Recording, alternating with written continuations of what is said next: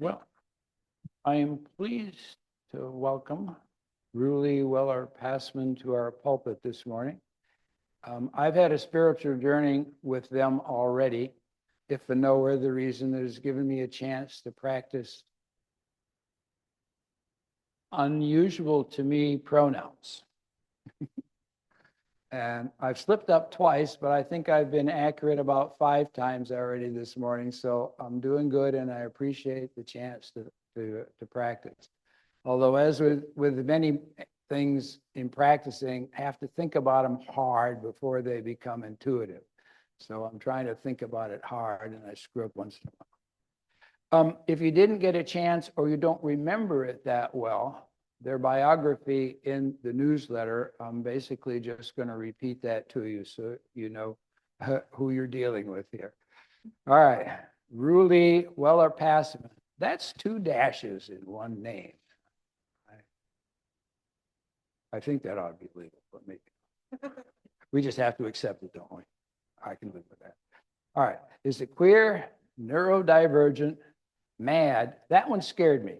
When I read that one, I had to look that up and see if there was any deeper meaning to the word mad, and there wasn't. Just angry and vicious, and leashing out, and lashing. No, well, maybe not all that kind of stuff. Oh, does that right? Oh, okay. Because I didn't come across that one. And disabled seminarian in 3rd year at the Iliff School of Theology in Denver. Doing most of their work online and remotely, but they do have to go back there and visit every once in a while. Hope to be ordained in the UU tradition and go on to work as a pediatric hospital chaplain. I was always under the notion that to become a UU minister, one had to be called to a church, but UUA has a process for chaplaincy that is different. So they get to go and do whatever they're supposed to do there, jump through extra hoops and all that kind of good stuff in order to become ordained. Over the summer of 2024, they completed their first unit of chaplaincy internship at Ascension St. Vincent's Hospital in Indianapolis, where they grew up. In case any of you are looking for additional spiritual distractions, they're also a professional tarot reader and the author of Your Tarot Toolkit. So please help me welcome to our pulpit, Weller-Passman, to lead us in a time of meditation and a message. Test, test. Okay. That's me. Sorry. You're good.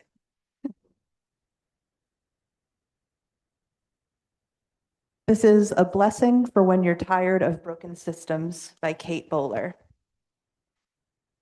I am done with broken systems that break the very people they are meant to serve. Harness this anger, channel it into worthy action, and show me what is mine to fix and what boundaries to patrol, to keep goodness in and evil out. Blessed are we who are appalled that brute ignorance can so easily dominate over decency, honesty, and integrity. Blessed are we who choose not to look away from systems that dehumanize, deceive, defame, and distort. We who recognize that thoughts and prayers are not enough. We who stand with truth over expediency, principle over politics, community over competition. How blessed are we who cry out to you, empower us to see and name what is broken, what is ours to restore. Guide us to find coherent and beautiful alternatives that foster life, hope, and peace. Help us use our gifts with one another in unity.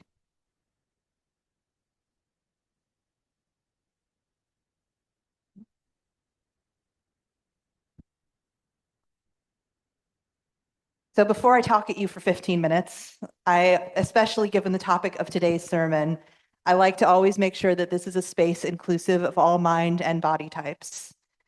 If you need to move, to rock back and forth, to get up and stretch, to walk laps in the back of the room, please do not hesitate.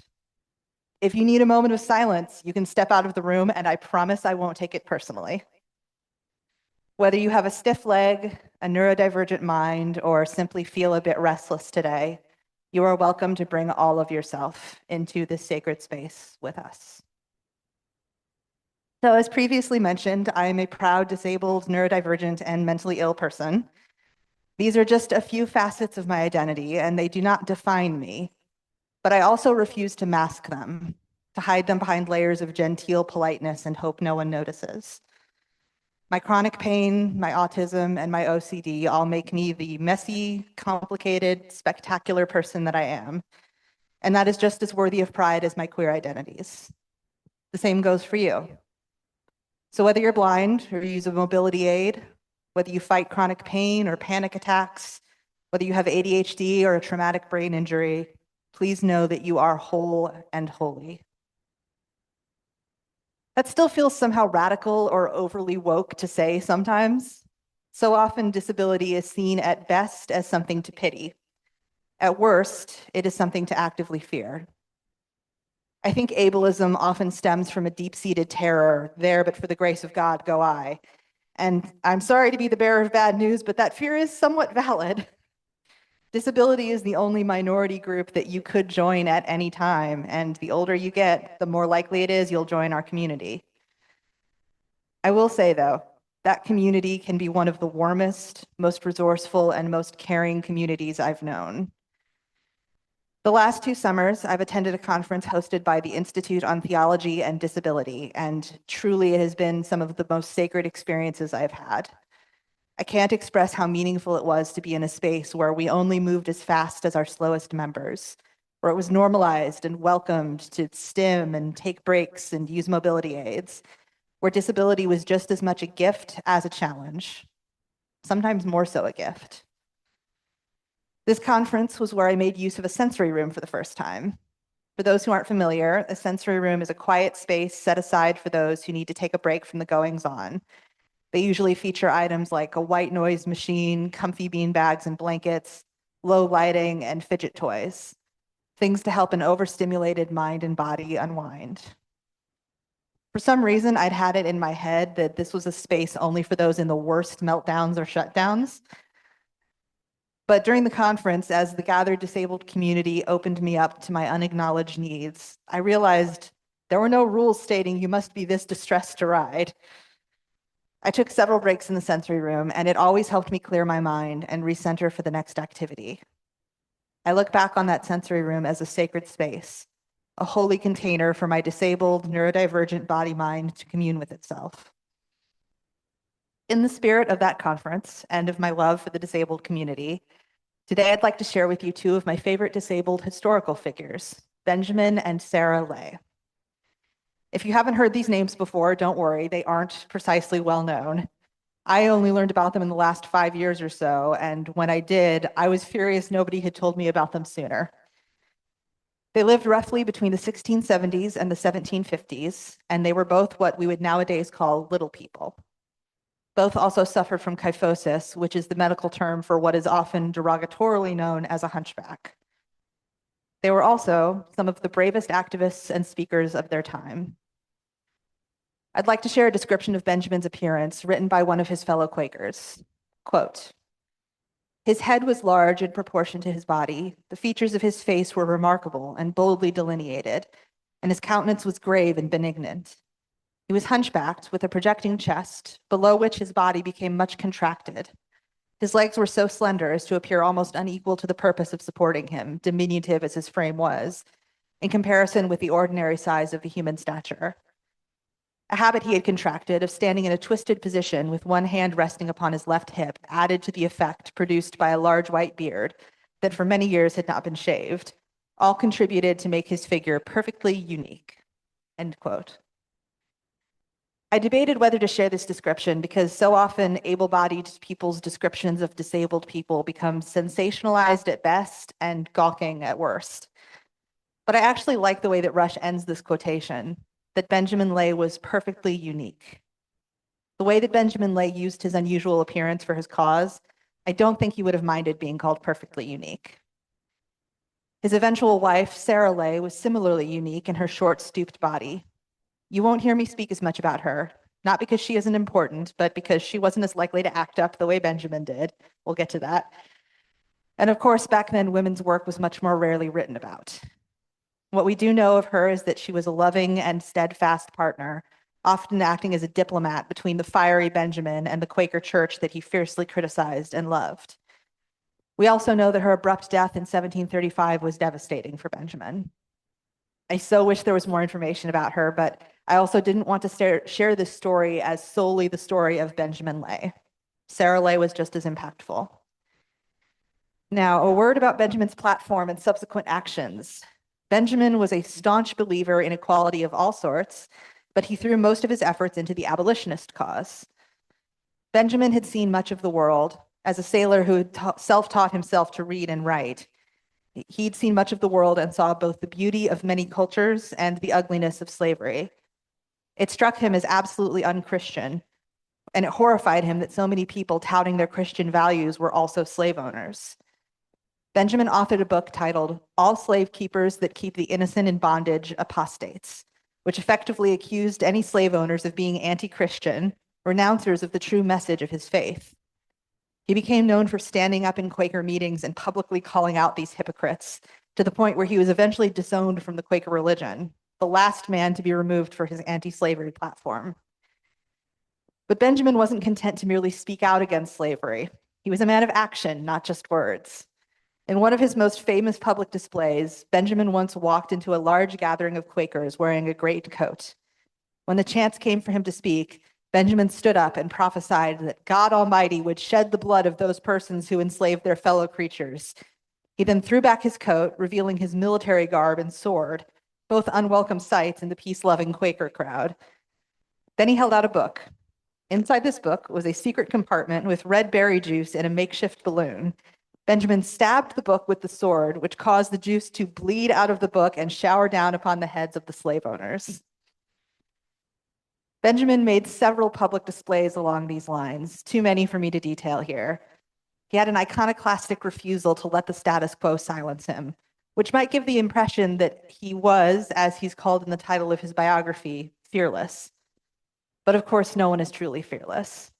And this is the first lesson that we can learn from Benjamin and Sarah's lives, that courage and self-doubt can coexist. Benjamin was deeply conscious of his low-class background and his appearance. He once wrote, I being and seeing myself so very unfit almost every way, of so very mean a capacity and little learning, I know myself to be so very mean and contemptible in the sight of men, almost in every aspect. In a time when the Lays had no choice but to stand nearly alone in their communities as abolitionists, they refused to yield despite the self-doubt and fear they experienced. I would prefer Benjamin's biography to use an adjective like bold, courageous, or lion-hearted. To describe Benjamin as fearless strikes me as equally surface level as simply judging his capacity by his appearance. He was a man who overcame the odds in spite of his naysayers, his enemies, and even his own self-doubt. The universe knows we need more of that kind of fighting spirit in our current political climate more than ever. I'd like to see Benjamin Lay go toe-to-toe with the government right now. Disabled activist Leah Lakshmi Pyapsana Samarasana writes, for years awaiting this apocalypse, I have worried that as sick and disabled people, we will be the ones abandoned when our cities flood. But I am dreaming the biggest disabled dream of my life, dreaming not just of a revolutionary movement in which we are not abandoned, but a movement in which we lead the way. With all of our crazy, adaptive device, loving kinship, and commitment to each other, we will leave no one behind as we roll, limp, stim, sign, and move in a million ways towards co-creating a decolonial living future. That's a disabled dream I think Benjamin Lay would be thrilled to be a part of. The second spiritual lesson we can draw from the Lays is a willingness to challenge religion and spirituality. By this, I don't mean to turn our backs on our faith. Benjamin and Sarah absolutely loved their faith as Quakers. They did not act out of a desire to bring down Quakerism or to walk away from it. Indeed, they showed their love for Quakerism by challenging it, by insisting that Quakerism take a long, hard look at the morality it professed and the reality of its actions. Benjamin insisted that true Christians couldn't participate in the brutality and cruelty of slavery. He saw the ways that his spiritual tradition failed to live up to itself, and he demanded it improve. As Unitarian Universalists, we believe in a free and responsible search for truth and meaning. Sometimes that means pushing back against our own beloved community to make it better, more truly equal, more open. That doesn't make us bad UUs. It makes us brave UUs. For instance, I like to think that Benjamin Lay would have stood alongside the Black Unitarian Universalist Caucus, a group of UUs of color who stood up to systemic racism within the Unitarian Universalist Association in the late 60s and early 70s. This group, along with the Black Affairs Council, worked to hold Unitarian Universalism accountable for the promises it made regarding equality and diversity. And their legacy continues to push us to be better anti-racists. Benjamin Lay would be proud of all of them. The final lesson I want to pull from the Lay's story is how our bodies can be used as sacred tools regardless of how they look, what abilities they do or do not have, or how we feel within them. Benjamin was ridiculed, spoken down to, and laughed at, in part because of his outspoken beliefs, but also due to his disability, which often caused folks to assume he was mentally deficient. Don't misread me here. I'm not putting the Lays on a pedestal and lauding them as model cripples to inspire us all. Instead, I'm acknowledging how the world interpreted the Lays' bodies and how the Lays not only worked past these assumptions, but even used their bodies as part of the protest against slavery. Not all of us can act out as openly as Benjamin did, but we can all find holy strength within us to work against injustice. Perhaps you write blog posts analyzing government activity. Maybe you regularly check in with your friends who are impacted by heartless policies to make sure they know they aren't alone.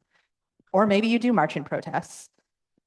In all of these examples, you are using your body to fight for a better world. And in this way, you are like Benjamin and Sarah Lay. They would probably agree with me as I say that Black liberation liberates us all. Gender equality brings greater equality for all of us.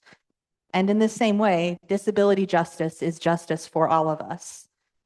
We can all look to disabled ancestors like the Lays for guidance and strength. When I read about Benjamin and Sarah, I can almost feel a strand of their courage passing down generations to me. We aren't connected by blood, but by affinity. I cannot tell you how much their stories mean to me. I'll admit that part of my agenda writing this sermon was simply to introduce the Lays to a new audience who might not know about them. I also wanted to share the beauty of the modern disabled community. But I also maintain that, like any holy text, like any prophet's words, the lives of historic figures can be read and interpreted for a sacred cause. We spiritually need figures like the Lays to remind us that times of struggle can be both overwhelming and igniting. We need the Lays because they tell us we don't have to be fearless to be brave. We need the Lays to encourage us to care about our spirituality, even when that care shows up as challenge and healthy conflict. And we need the Lays because our culture tells us to ignore or hate our bodies, regardless of their ability level. And Benjamin and Sarah remind us that our bodies can speak and sing and write and march and thunder. May every one of us take some kernel away from the story of the Lays. May it inspire us, comfort us, commune with us. And may doubt never keep us from the truth the Lays teach us. May it be so.